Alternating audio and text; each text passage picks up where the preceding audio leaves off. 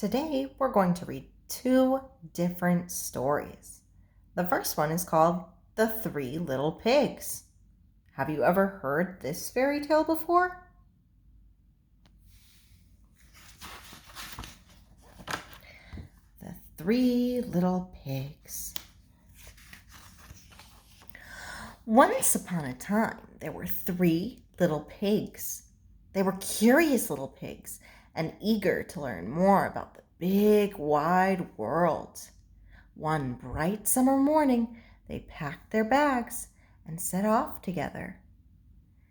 And there's their home and their mom and their dad waving goodbye. The three little pigs enjoyed being out on their own.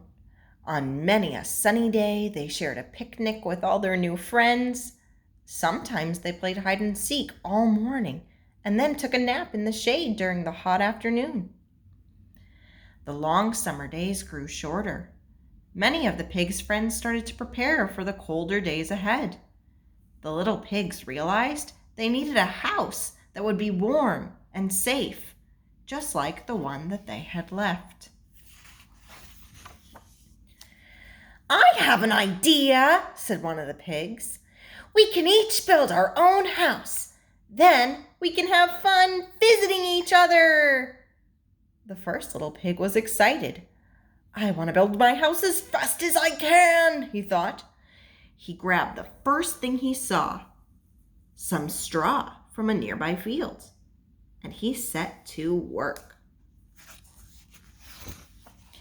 He didn't spend much time planning his new straw house. Instead, he started building right away. After a short time, the house was finished. The pig wiped his brow with satisfaction. Phew! But the two other pigs had doubts about the house made of straw.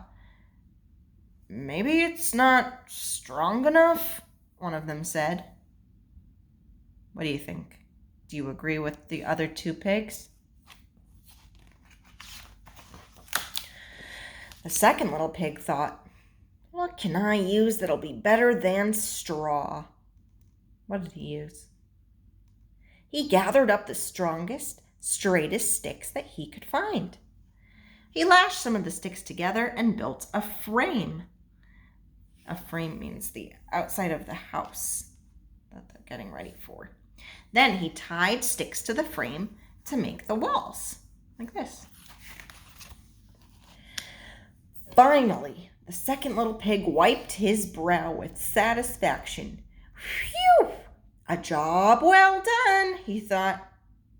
Meanwhile, the third little pig remarked, "It's very nice, but I don't think it's strong enough." So the third little pig searched everywhere. "What can I find that will be better than sticks?" he wondered. He came across a tumble-down building. There were old bricks all around. He decided they would be just right for his house. The third little pig set to work. Brick by brick, his house took shape. It took a long time, but the pig finished his sturdy house. He wiped his brow, quite satisfied with his handiwork. The two other pigs shook their heads. They were not sure this one little house was worth all that hard work. After each pig had built his own little house, they had time to play. One day, when they were out having fun, they happened across some wolf tracks. When the pigs saw that the wolf had been nearby, they all ran right home and locked their houses up tight. Soon enough, the wolf appeared at the door of the first little pig's house. The straw house shone golden in the sunshine. little pig, let me come in," said the wolf, grinning his big wolf grin. "No," cried the first little pig, "not by the hair of my chinny chin chin." What do you think will happen next? Let's turn the page and see. "Then I'll huff and I'll puff I'll blow your house in, shouted the wolf. And with an enormous breath, the wolf blew down the house of straw. Yikes. The first pig ran to the second pig's house. Right after they closed and locked the door, the wolf appeared. Little pigs, let me come in, said the wolf. No, cried the pigs, not by the hair of our chinny-chin-chins. What do you think the wolf is going to do next? Then I'll huff, and I'll puff, and I'll blow your house in, shouted the wolf. And with a tremendous breath, the wolf blew down the house of sticks. Oh my. Not very kind. The two little pigs ran as fast as they could to that brick house. All three little pigs watched from the window as this wolf approached. Little pigs, let me come in, demanded the wolf. By now, he was feeling pretty sure of himself because he had already knocked down two houses, right? No, shouted all of the pigs together. Not by the hair of our chinny-chin-chins. What does the third little pig think? He looks determined. Then I'll huff, and I'll puff, and I'll blow your house in, shouted the wolf. But even with the stupendous breath, the wolf could not blow down the house of bricks.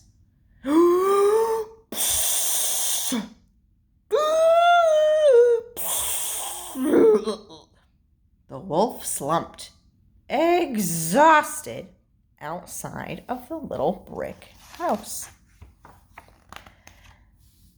After resting a bit, the wolf came up with a new plan. The three little pigs guessed what he might do, so they lit a blazing fire in the fireplace. Just as the pigs had guessed, the wolf climbed down the chimney. Before he could reach the bottom, his tail caught fire. Yow! Ouch, ouch, ouch, ouch! The wolf could not pull himself up and out of that chimney fast enough. He raced away in a panic. Yikes! The three little pigs stood arm in arm in front of the sturdy brick house as they watched the wolf disappear into the distance. From that day forward, he was never seen again, and the pigs lived happily ever after. The end. So, tell me, have you ever heard a story like this one before? Did you know that fairy tales like the Three Little Pigs are often retold or told again in a lot of interesting and different ways? I have another book we're going to read about these same Three Little Pigs, but it is very different than this book. The book is called The True Story of the Three Little Pigs. It's told by John Sieska. The True Story of Three Little Pigs. Let's see. Everybody knows the story of the Three Little Pigs. Right? We just read that story. Or at least they think they do. But I'll let you in on a little secret. Nobody knows the real story because nobody has ever heard my side of the story. Who do you think could be talking right now? Whose side of the story have we not heard yet?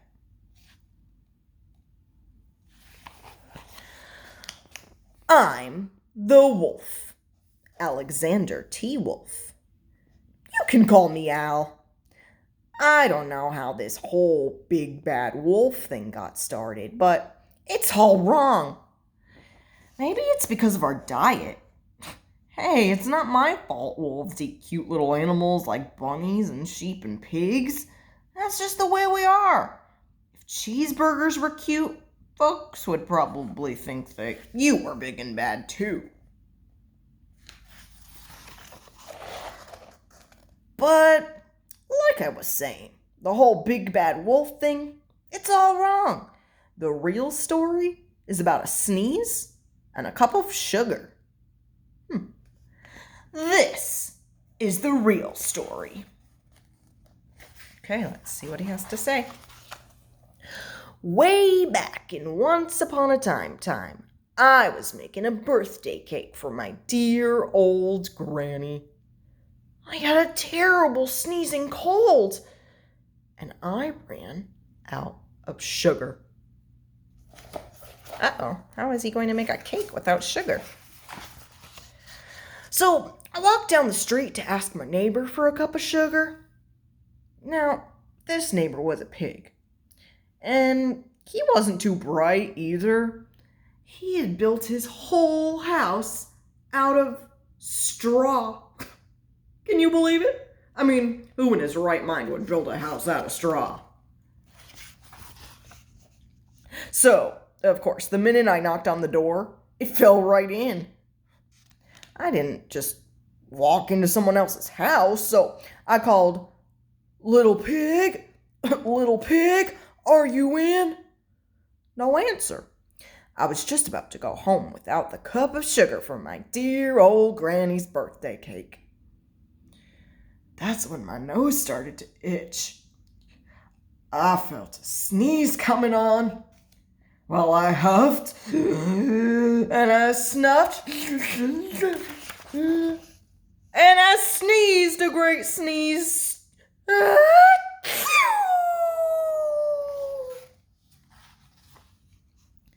And you know what?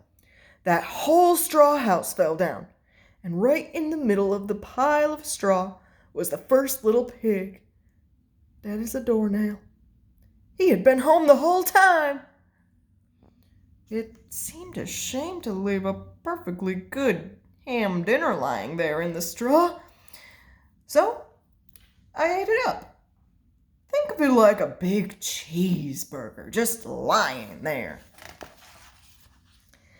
I was feeling a little bit better, but I still didn't have that cup of sugar, so I went to the next neighbor's house. This neighbor was the first little pig's brother. He was a little bit smarter, but not much. He had built his house of sticks. I rang the bell on the stick house. Nobody answered. I called, "Mr. Pig, Mr. Pig, are you in?" He yelled back, "Go away, wolf. You can't come in. I'm shaving those hairs on my chinny chin chin." I had just grabbed the doorknob when I felt another sneeze coming on. I huffed and I snuffed and I tried to cover my mouth, but I sneezed a great sneeze. And you're not going to believe it, but this guy's house fell down just like his brother's.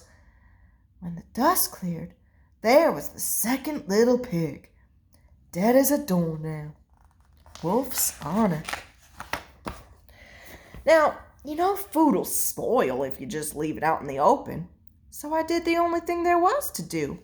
I had dinner again. Boy, his belly sure looks full now, huh? Think of it as a second helping. I was getting awfully full, but my cold was feeling a little better. And I still didn't have that cup of sugar for my dear old granny's birthday cake. So I went to the next house. Now, this guy was the first and second little pig's brother. He must have been the brains of the family because he built his house out of bricks. I knocked on the brick house. No answer. I called, "Mr. Pig, Mr. Pig, are you in?" And do you know what that rude barker answered? "Get out of here, wolf! Don't bother me again." Talk about impolite. He probably had a whole sack full of sugar, and he wouldn't give me even one little cup for my sweet, sweet old granny's birthday cake. What a pig! I was just about to go home and maybe make a nice birthday card instead of a cake when I felt my cold coming on. I huffed and I snuffed and I sneezed once again. Then the third little pig yelled, "And your old granny can sit on a pin." Ouch. Now, I'm usually a pretty calm fellow, but when somebody talks about my granny like that, I go a little crazy. When the cops drove up, of course I was trying to break down the pig's door. And the whole time I was huffing and puffing and sneezing and making a real big scene. And the rest, as they say, is history. The news reporters found out about the 2 pigs I had for dinner. They figured a sick guy going to borrow a cup of sugar didn't sound very exciting, so they jazzed up the story with all that huff and puff and blow your house down, and they made me the big bad wolf. That's it. That's the real story. I was framed. But maybe you could loan me a cup of sugar? The end. So now we've read 2 stories, The 3 Little Pigs and The True Story of the 3 Little Pigs. Which one is something that you've heard before? Which one did you enjoy better? How are these stories the same? How are they different? Think about one way that these 2 stories are the same and one way that these 2 stories are different. You can draw a picture or write a sentence or tell your grown-up and have them type it in. But I would like to know what you think. How are they the same and how are they different?